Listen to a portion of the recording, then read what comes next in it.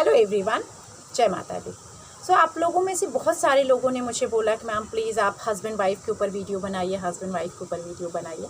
तो स्पेशली आज का ये जो वीडियो है ये मैरिड कपल के लिए है, हस्बैंड वाइफ के लिए है, या आप अगर एज इन कपल साथ में रह रहे हैं या कपल के जैसा आपका रिश्ता है तो उनके लिए भी ये वीडियो है, ठीक है। और ये टाइमलेस रीडिंग है तो आप कभी भी देखेंगे तो आपके साथ ही रिलेट करेगी। सो गाइज, आप देखेंगे हस्बैंड वाइफ का वीडियो है, इसलिए इसमें एक मेल कार्ड लिया है और एक फीमेल कार्ड मैंने लिया है। ये किंग ऑफ वैंड्स और दिस इज 9 ऑफ पेंटाकल्स। तो आपको जो भी आंखें बंद करिए और जो कार्ड आपको ट्रैक कर रहा है, भले आप मेल हैं और आपको फीमेल कार्ड अट्रैक्ट कर रहा है, या आप फीमेल हैं तो मेल कार्ड अट्रैक्ट कर रहा है, तो भी आप देख सकते हैं कि हाँ मेरा हस्बैंड के साथ कैसे हैं। मैं आपको टॉपिक भी बता दे रही हूँ जिससे आपको इजी हो चूज़ करने में। तो आपका जो आज का टॉपिक है वो यही है कि हस्बैंड वाइफ में ज़्यादा प्यार कौन किसको करता है। खैर ये मापना बहुत मुश्किल होता है क्योंकि कभी कभी हमें लगता है हम ही ज़्यादा प्यार करते हैं, हस्बैंड बोलता है हम ज़्यादा प्यार करते हैं, इस तरह की चीज़ें होती हैं। बट आप इसके थ्रू फिर भी जान सकते हैं कि हस्बैंड वाइफ में से ज़्यादा प्यार कौन किसको करता है और क्या कारण है कि आप दोनों में लड़ाइयाँ होती हैं, किस कारण से लड़ाइयाँ होती हैं और किस कारण से आप बहुत दुखी हो जाते हैं।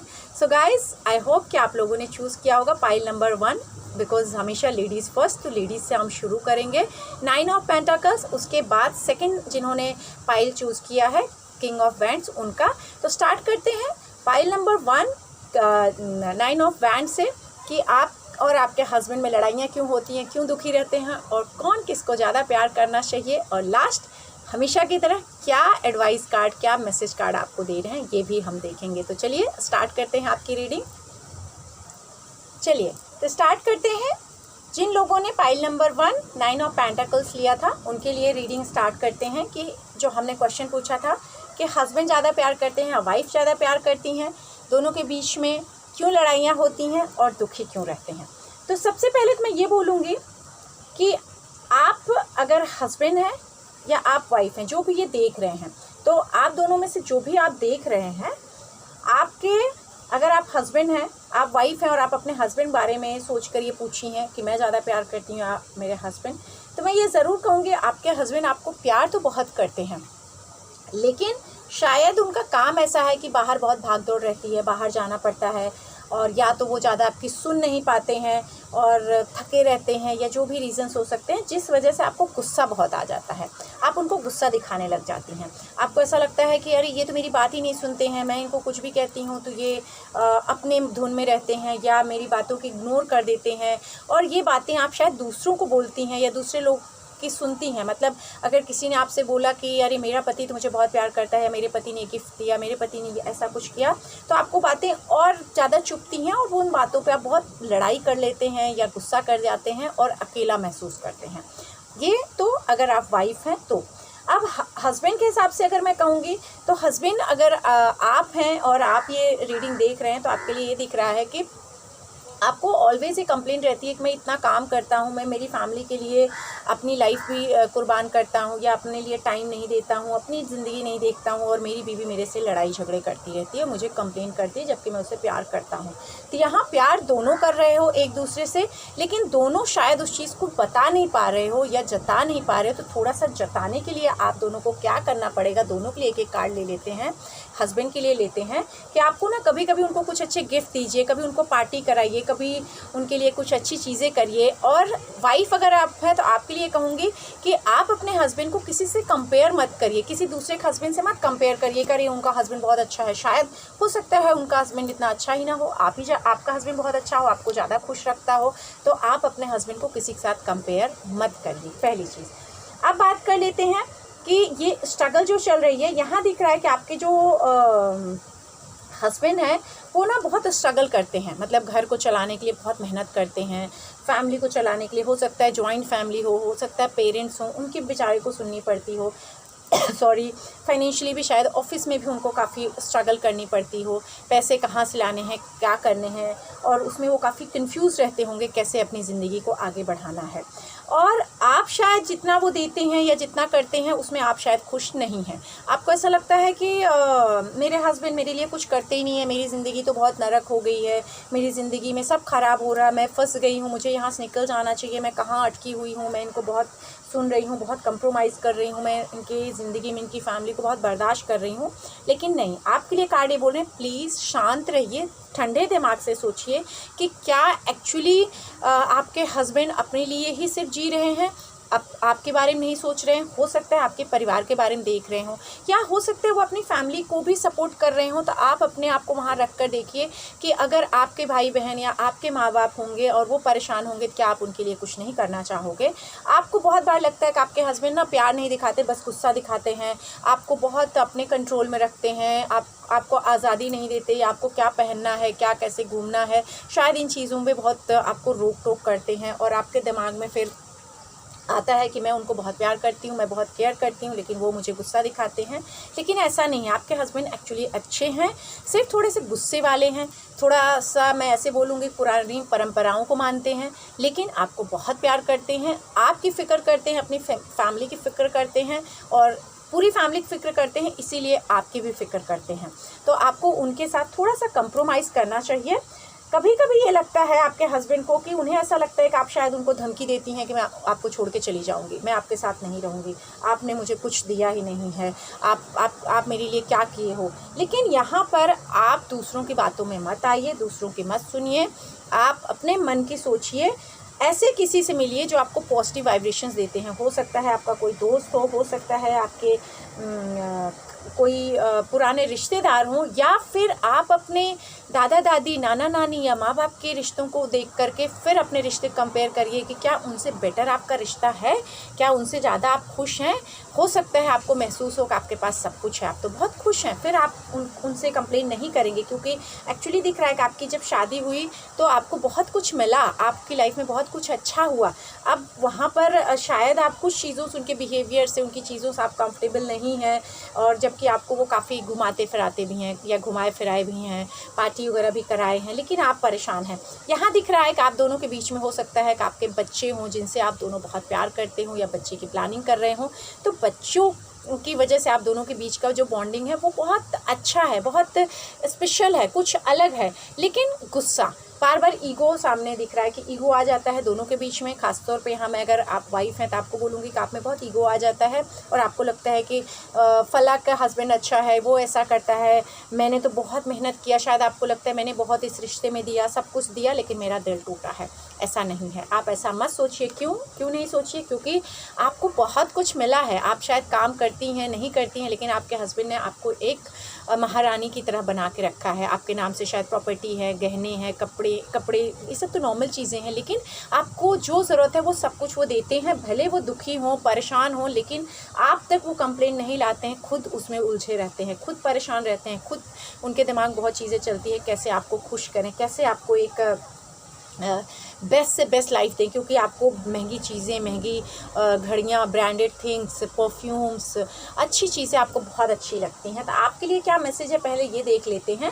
आप ना कुछ क्रिएटिव करिए, आप में शायद कोई ऐसी चीज़ है जो आप बेस्ट कर सकती हैं। आप मेकअप आर्टिस्ट अच्छी बन सकती हैं, आप क्रिएटिव थिंग्स कर सकती हैं, आप बेकिंग बहुत अच्छी कर सकती हैं, पेंटिंग बहुत अच्छी कर सकती हैं, आप जर्नल बहुत अच्छे आर्टिकल्स लिख सकती हैं, बुक्स लिख सकती हैं। तो पहले अपनी डायरी डेली बनाइए और लिखिए, ये मैसेज आपके लिए है। और साथ ही साथ कुछ चीज़ों को पोस्टपोन कर दीजिए, मतलब छोड़ दीजिए, लेट गो करिए। अगर कुछ लड़ाई झगड़े हो भी रहे हैं किसी चीज़ को लेकर के, या आपके मन में चल रहा है, तो यहाँ पर ओशो का कार्ड है, वो ये कहते हैं कि क्या फ़र्क पड़ता है, आप उन चीज़ों को नेग्लेक्ट करिए। इतनी बड़ी चीज़ नहीं है कि आप उसको लेकर पकड़ के बैठ जाएंगे, क्योंकि जो आपके हस्बैंड है वो आपको एक बच्चे की तरह संभालना जानते हैं और आपको संभालेंगे। और आप ना, यहाँ भी दिख रहा है कि आपको ना बहुत अच्छी चीज़ें चाहिए लाइफ में, जिसकी वजह से कभी कभी आप थोड़ी दुखी हो जाती हैं, परेशान हो जाती हैं जब वो चीज़ें नहीं मिलती हैं। लेकिन आपके हस्बैंड ना बहुत इनोसेंस है, वो देना चाहते हैं, आपके लिए बहुत कुछ करना चाहते हैं। तो आप उनकी वैल्यू करिए, और टाइम के साथ सब कुछ ठीक हो जाएगा और आप दोनों के रिश्ते भी अच्छे होंगे। इसके लिए आप दोनों को मैं एक रेमेडी दूंगी। जो मीठा पान होता है, उस मीठे पान को फ्राइडे को लाइए माँ दुर्गा जी को चढ़ाइए और उसके बाद दोनों पहले अपने हस्बैंड को खिलाइए और वो जूठा आधा पान आप खाइए। आप दोनों के बीच में बहुत मिठास बनी रहेगी और हमेशा बनी रहेगी। उम्मीद करती हूँ ये रीडिंग आपके साथ रिलेट की हुई होगी। रिलेट की हो तो प्लीज़ मुझे कमेंट देना ना भूलें और अच्छा लगे तो अपनों के साथ शेयर भी करें, जिससे बाकी भी आपकी सखी सहेलियाँ या दूसरे जेंट्स हों तो उन लोगों को भी कुछ गाइड मिले और वो लोग भी इसे फॉलो कर सकें। Thank you so much for watching my video. जय माता दी। क्या बात है, आज मुझे नहीं पता, लेकिन आज के जो कार्ड्स आ रहे हैं इसमें तो हस्बैंड्स जो हैं वो बाजी मार लिए हैं। इसमें भी ये दिख रहा है कि जिन्होंने भी किंग्स ऑफ वैंड सेलेक्ट किया हुआ था उनकी रीडिंग पहले हस्बैंड के लिए बोलूँगी कि अगर आप हस्बैंड हैं और ये रीडिंग देख रहे हैं, अगर आप वाइफ भी हैं तो भी दोनों लोगों के लिए है, तो जो भी ये रीडिंग देख रहा है तो पहले हस्बैंड के लिए बात करूँगी। हस्बैंड का यहाँ पर रोल जो दिख रहा है कि यस बहुत खुश हैं, मतलब अपनी फैमिली को बहुत प्यार करते हैं, आपको बहुत प्यार करते हैं, बहुत इंपॉर्टेंट देते हैं। अगर आपके हस्बैंड हैं तो वो भी आपको बहुत इंपॉर्टेंट देते हैं और आपको बहुत ज़्यादा प्यार भी करते हैं। लेकिन पास्ट से दिख रहा है कि आपको बहुत प्यार किया, लेकिन इस समय थोड़े से दुखी हैं। शायद उन्हें लग रहा है कि उन्होंने बहुत कुछ दिया पर उसका रिजल्ट नहीं मिला। उसका रिजल्ट क्यों नहीं मिला? शायद कुछ पास्ट में तकलीफ आई होगी, आप दोनों के बीच में कोई परेशानी आई रही होगी, जिसे लेकर के आप अगर उनकी वाइफ हैं या आप खुद ये रीडिंग देख रही हैं, अगर फीमेल हैं तो आप ना कुछ चीज़ों को लेकर के आप परेशान हैं। हो सकता है पास्ट में किसी के कभी मिसकैरेज हुए रहते हैं या किसी के बच्चे से उनको तकलीफ़ हुई रहती है, या हो सकता है कि कोई ऐसी प्रॉब्लम जो अनबेरेबल हो, जो दोनों के बीच में कहीं ना कहीं मन मुटाव ला दी है, एक तकलीफ़ ला दी है। प्यार तो दिख रहा है कि आपके हस्बैंड आपको बहुत प्यार करते थे। आप हो सकता है आपकी लव मैरिज हुई हो या बहुत खुशी से आप दोनों की शादी हुई हो, भले फैमिली के थ्रू भी हुई हो, तो आप दोनों कहीं मिले होंगे और बहुत खुश हुए थे।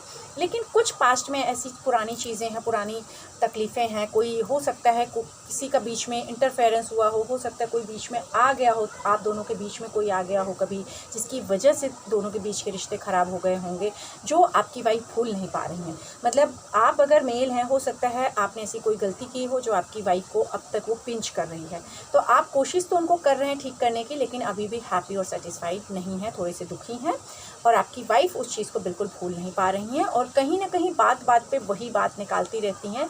आप उन्हें मनाने की कोशिश करते रहते हैं, लेकिन उनके दिमाग में ये बात ऐसी बैठी हुई है कि किसी की वजह से उनका घर ख़राब हुआ, उनके घर में तकलीफ़ आई, या जो भी चीज़ हो सकती है, कोई भी ऐसी चीज़ या उनकी फैमिली में जो कोई भी ऐसी पुरानी बात है, पुराना दर्द है जो उनके दिमाग से नहीं जा रहा, जिस वजह से वो आपको उस तरह से प्यार नहीं कर पा रही हैं। आप कहीं ना कहीं थोड़ा सा आपको ये कमी खल रही है।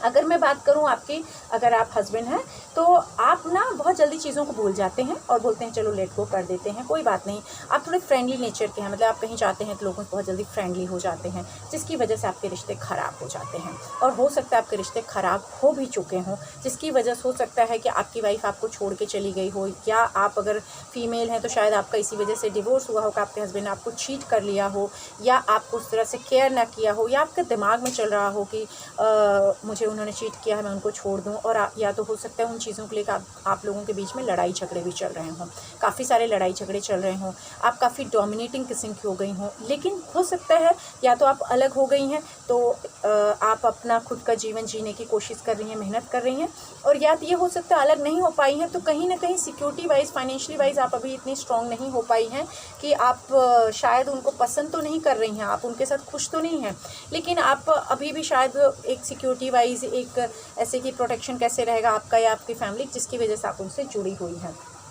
आपके लिए मैं ये कहूँगी, अगर आप हस्बैंड हैं तो थोड़ा सा आप ध्यान रखिए, दूसरों की बातों में जल्दी आ जाते हैं या किसी से जल्दी अट्रैक्ट हो जाते हैं। आपका थोड़ा सा नेचर है कि आप बहुत जल्दी या तो फीमेल्स को देख के अट्रैक्ट हो जाते हैं कुछ चीज़ों से, तो प्लीज़ उस चीज़ से अपने आप को थोड़ा बचाइए, क्योंकि आपकी जो वाइफ है ये काफ़ी ये काफ़ी केयरिंग किस्म की हैं, आपको काफ़ी केयर करती हैं, काफ़ी प्यार करती थी, लेकिन अभी बहुत गुस्सा दिखा रही हैं, और आपका भी गुस्सा सेम दिख रहा है। मतलब आप दोनों ना काफ़ी ज़्यादा ईगोइस्टिक पर्सन हो, दोनों एक दूसरे को बहुत सुनाते हो या गुस्सा करते हो, एक दूसरे पे ब्लेम डालते हो कि अगर मैंने ये गलती की है तो तुम्हारी वजह से हुई है, अगर मैं तुम्हें प्यार नहीं कर रहा हूँ तो तुम्हारी वजह से हुई है, और आप ये कहोगे कि नहीं आपने ऐसा ऐसा पास्ट में किया था इस वजह से हुआ है।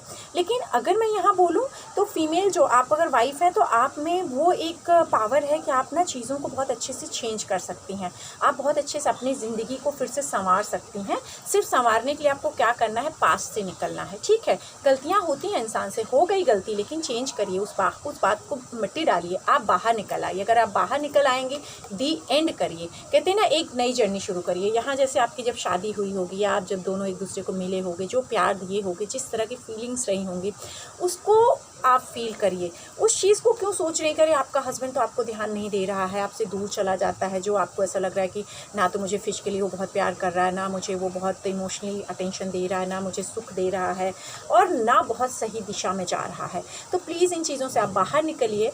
सिर्फ अगर आप पैसे के बारे में सोच के उसके साथ रह रही हैं कि यस मुझे सिक्योरिटी है इसके साथ, या इसके जो भी चीज़ें हैं वो उसकी वजह से रह रही हूँ, बाकी इससे कोई मुझे रिश्ता नहीं रखना, या इसका बच्चा मेरे पास है इसलिए, तो प्लीज़ इन चीज़ों से निकलिए, प्यार लाइए, दूसरे रास्ते ढूंढिए।